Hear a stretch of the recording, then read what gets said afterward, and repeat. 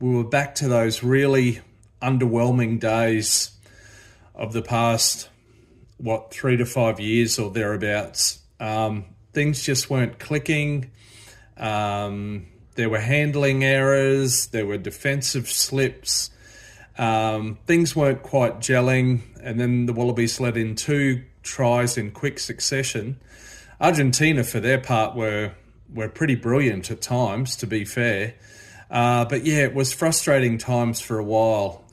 Young Tom Liner, a couple of poor moments he'd rather forget in defence. Other players, like at times Andrew Callaway earlier in the match in particular, just weren't quite firing on all cylinders. Things weren't quite, they weren't playing to their potential, and that was sort of typical of the whole team. Thankfully, they came out, the Wallabies, with a newer lease of life in the second half.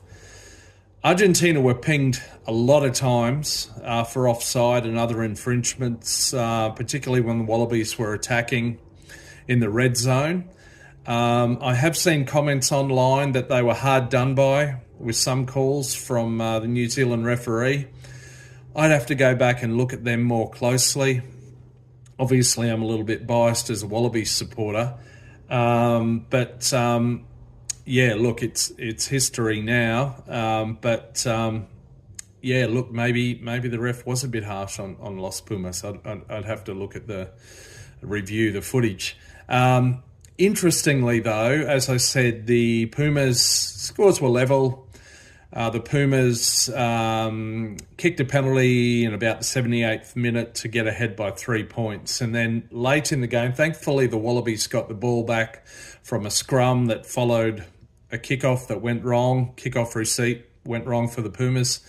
Wallabies made their way upfield, and there was an easy opportunity to kick a penalty and level the game, finish with a draw, safe as houses almost.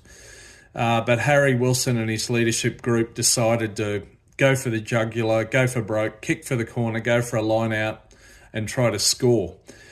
In the ensuing phases, there were 2 more penalties awarded, and both of which the same opportunity was there. Take the easy 3 points and take a draw, guaranteed. But again, Wilson and his troops went for the tap on the second and third occasions, and it eventually paid off. A lovely little sleight of hand from Len Ikitau, who looked like he was going for the line. He did the no-look pass, and